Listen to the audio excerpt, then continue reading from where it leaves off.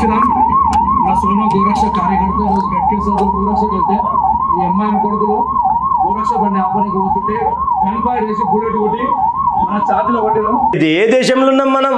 నిజాం కాలంలో ఉన్నామా? నవాబ్ పరిపాలన ఉన్నామా?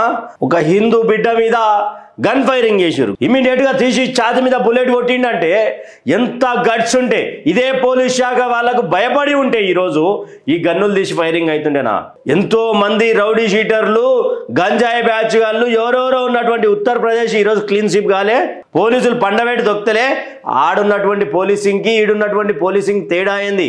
ఈడ కాంగ్రెస్ ఉన్నది, ఆడ యోగి బాబా ఉన్నాడు. ఈ రాష్ట్ర ప్రభుత్వం వచ్చినప్పటి నుంచి అన్నివే పంచాయతీలు.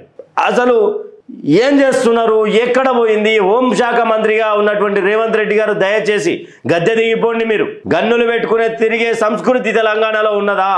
గత 10 సంవత్సరాల ఎడ కనిపించలే సార్ ఈ గన్నుల ఫైరింగ్. బద్దలు వలగొట్టిరు పోలీసులు ఒక్కొక్కరిని.